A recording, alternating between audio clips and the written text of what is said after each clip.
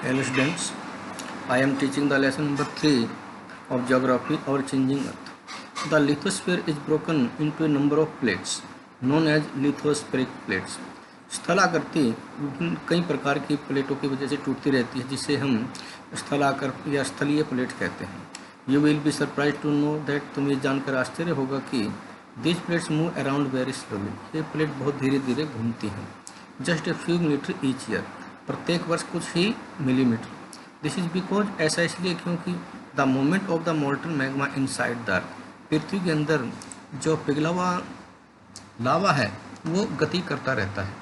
The molten magma, जो पिघला हुआ लावा होता है, inside the earth moves in a circular manner, वो पृथ्वी के अंदर निश्चित रास्ते से होकर चलता रहता है. As shown in the activity, जैसा कि इस क्रिया में दिखाया गया है. The movement of this plates cause changes on the surface of the earth, और प्लेटों की इन गति की वजह से ही पृथ्वी की सतह पर परिवर्तन आते रहते हैं. The earth moves around are divided on the basis of the forces which cause them.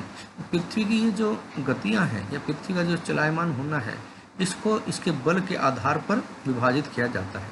The forces which act in inter of the अर्थ, ऐसे बल जो कि पृथ्वी के आंतरिक भागों में होते हैं उन्हें आंतरिक बल, एंडोजेनिक फोर्स कहा जाता है. और ऐसे बल that work in the surface of the अर्थ, जो पृथ्वी की सतह पर होते हैं, उन्हें एक्सोजेनिक या बाह्य बल कहा जाता है. एंडोजेनिक फोर्सेस समटाइम, जो आंतरिक बल होते हैं वो कई बार प्रोड्यूस सडन मूवमेंट्स, कुछ अचानक गति उत्पन्न करते हैं. एंड द अदर टाइम, और अन्य समय पर प्रोड्यूस स्लो मूवमेंट, ये धीरे धीरे गति करते हैं.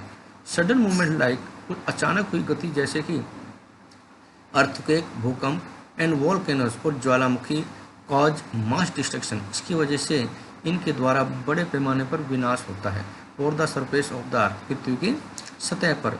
ए वॉल्केनो इज ए वेंट, जो ज्वालामुखी है एक ऐसा छिद्र, खुला छिद्र है इन द अर्थ क्रस्ट, पृथ्वी की प्रकृति में, through which molten magma erupts suddenly, जिसकी वजह से पिघला हुआ जो लावा होता है वो अचानक बाहर फूट पड़ता है.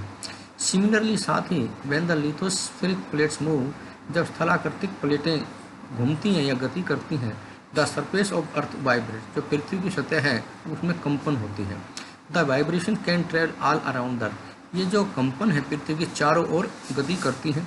These vibrations are called earthquake, और इन्हीं तरंगों को, इन्हीं कंपन को भूकंप कहते हैं. The place in the crust where the movement start, ये जो स्थान जहाँ पर कि इन प्रॉपर्टी के अंदर ये जो गति आरंभ होती है, इस कॉल्ड द फोकस, इन्हें केंद्र बिंदु कहा जाता है. The place on the surface above the focus is called the epicentre, और वो स्थान जहाँ पर कि ये चलना आरंभ होती हैं, जहाँ पर इनका मुख्य केंद्र होता है सतह पर, उन्हें भूकंप का केंद्र बिंदु कहते हैं. Vibrations travel outward from the epicentre as waves, जब ये कंपन बाहर की ओर गति करती हैं या चलती हैं, उन्हें भूकंप के केंद्र की तरंगे कहते हैं. The greatest damage is usually close to the epicentre, ऐसे स्थान जो कि इस केंद्र के नज़दीक होते हैं वहाँ पर बहुत अधिक विनाश होता है, बहुत हानि होती है. And the strength of the earthquake decreases, और जो भूकंप की जो शक्ति है वो धीरे धीरे घटती जाती है जैसे जैसे इस सेंटर या इस केंद्र से दूरी बढ़ती जाती है. ऑल्दो, यद्यपि earthquake can not be predicted, भूकंप का पूर्वानुमान नहीं लगाया जा सकता. The impact can certainly be minimise, परंतु उनके द्वारा होने वाले जो प्रभाव हैं उनको निश्चित रूप से कम किया जा सकता है. If we are prepared beforehand, यदि हम पहले से ही इसकी तैयारी करके रखें. सम कॉमन अर्थक्वेक प्रेडिक्शन, कुछ सामान्य भूकंप के जो अनुमान है के तरीके हैं, एडोप्टेड लोकली, स्थानीय रूप में अपनाए जाते हैं लोगों के द्वारा. इंक्लूड स्टडिंग एनिमल, जिसमें कि शामिल हैं पशुओं का अध्ययन करना, उनके व्यवहारों का अध्ययन करना. Fish in pond get agitated, तालाब में जो मछली होती हैं वो उत्तेजित हो जाती हैं. Snakes come to the surface, सांप पृथ्वी की सतह पर आ जाते हैं. मेजर लैंड फॉर्म्स, मुख्य भू आकृतियाँ. The landscape is being continuously worn away by two processes, जो भू आकृति है बीइंग कंटिन्यूसली, वो निरंतरता दो क्रियाओं के द्वारा कटाई होती रहती है, अर्थात ये कम होती रहती है. जैसे कि अतः ये दो क्रियाओं के द्वारा इनको कम किया जाता है, काटा जाता है, तोड़ा जाता है. जैसे कि वायु के द्वारा एंड इरोजन और अपरदन के द्वारा। अपरदन का मतलब बेटे बच्चों टूटना फूटना। Weathering is the breaking up the rocks on the earth surface. जो बेटे वायु है वो चट्टानों को पृथ्वी की सतह पर से काटती रहती है। Halogen is wearing away of the landscape by different agent. और जो अपरदन है वो भू आकृतियों को विभिन्न प्रकार से काटते हैं, जैसे कि पानी के माध्यम से, वायु के माध्यम से और बर्फ के माध्यम से। द एरोडेड मेटल, इस प्रकार के जो एरोडेड मेटल होते हैं अर्थात जो टूट फूट वाले पदार्थ होते हैं, इज कैरिड अवे फ्रॉम और ट्रांसपोर्टेड बाय वाटर। इन्हें जल पानी के द्वारा, हवाई के द्वारा और अन्य तरीकों से एक स्थान से दूसरे स्थान पर ले जाया जाता है या पहुंच जाते हैं। एंड इवेंचुअली डिपॉजिटेड, और धीरे धीरे वो यहाँ पर जमा होते रहते हैं। दिस प्रोसेस ऑफ एरोजन, अपरदन की या टूट फूट की जो प्रक्रिया है, एंड डिपोजिशन और जमाव की जो प्रक्रिया है, क्रिएट डिफरेंट लैंडफॉर्म, इनसे विभिन्न प्रकार की भू आकृतियाँ बनती हैं on the surface of the earth, पृथ्वी की सतह पर। वर्क ऑफ ए रिवर, एक नदी का कार्य। The running water in the river erodes the landscape, नदी में बहता हुआ पानी भू आकृति को तोड़ता रहता है। When the river tumbles at steep angles, जब ये जो नदियां हैं किसी तीखे कोण पर या तीखे स्थान पर एकदम एक प्रकार से गिरते हैं, तुरंत गिरती हैं, और वेरी हार्ड रॉक्स या किसी ठोस स्थान से चट्टान से गिरती हैं, और डाउन स्टिप वैली साइड या किसी एक बहुत तीखी या एकदम ढलावनुमा घाटी में गिरती हैं, इट फॉर्म्स ए वाटरफॉल, तब ये जलप्रपात का निर्माण करती हैं।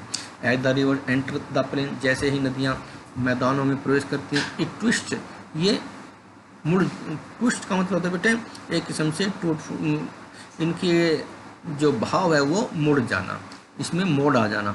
And turns forming large band, और इस प्रकार से जो मोड़ हैं बड़े बड़े इस प्रकार के बैंड्स बंद बनाते हैं, जिन्हें मिंडर्स कहते हैं, अर्थात जिन्हें हम घुमाव भी कहते हैं। ड्यू टू कंटिन्यूस एरोजन, इस प्रकार की अपनी निरंतर अपरदन की वजह से, and deposition along the side of the मिंडर, और घुमाव के तरफ इस प्रकार के जमाव होने की वजह से, the ends of the मिंडर loop, जो इन घुमाव के जो एंड अर्थात जो अंतिम छोर होते हैं, loop come closer and closer, इस प्रकार से जो लूप है अर्थात ये जो छोटे छोटे जो गड्ढे होते हैं बेटे, जो परिपथ होते हैं, वो एक दूसरे के नज़दीक आते रहते हैं बेटे। जैसे मिंडर्स को हम पिक्चर में भी दिखाया हुआ है, ये रहा। नेक्स्ट है इन ड्यू कोर्स, इस प्रकार से या अपने रास्तों के दौरान ऑफ टाइम द मिंडर लूप, ये जो मिंडर लूप होते हैं cuts of from the river, ये नदियों से कट जाते हैं। एंड फ्रॉम से कट ऑफ लेक, और इस प्रकार से कटी हुई एक झील के रूप में बन जाते हैं। आल्सो कॉल्ड ए ऑक्स बो, जिन्हें हम ऑक्स बो या ऑक्स लेक कहते हैं, या गोखुर झील के नाम से भी इन्हें जानते हैं। At time the river overflow its bank, जिस समय नदियाँ अपने किनारों से ऊपर बहकर चलती हैं, this leads to the flood of the neighbouring area, तब नज़दीक वाले या पड़ोसी क्षेत्रों में बाढ़ आ जाती हैं। एज इट फ्लड्स, जैसा कि ये बाढ़ें, it deposit layers of the fine soil, बहुत अच्छी क्वालिटी की या बहुत अच्छी प्रकार की मृदा की एक परत जमा करती हैं। एंड अदर मेटल, और अन्य पदार्थ भी जमा करती हैं, called sediments along it's bank, जिन्हें कि इनके किनारों के साथ सेडिमेंट्स या अवसाद या जमाव कहा जाता है। This leads to the formation of a flat fertile flood plain, जिसकी वजह से उपजाऊ बाढ़कृत समतल मैदान के निर्माण होते हैं। The raised banks are called levees, इस प्रकार से ये जो किनारे बनते हैं इन्हें हम लीव्स कहते हैं, अर्थात लीव्स का मतलब बेटे तटबंध भी कह सकते हैं, परिपथ भी कह सकते हैं। As the river approaches the sea, जैसे ये नदियाँ सागर तक पहुँचती हैं, the speed of the flowing water decreases, बहते हुए पानी की जो गति है वो कम हो जाती है। And rivers being to break up into a number of stream, और जो नदियाँ हैं विभिन्न प्रकार की छोटी छोटी धाराओं में बढ़ जाती हैं। बट जैसे पिक्चर में दिखाया हुआ है जो नदी आ रही है, परंतु जैसे जैसे गति कम होती है तो छोटी छोटी धाराओं में बढ़ जाते हैं समुद्र में गिरने से पहले। कॉल्ड डिस्ट्रीब्यूटर्स, जिन्हें नदियों की द्रोणी कहते हैं। The river become so flow,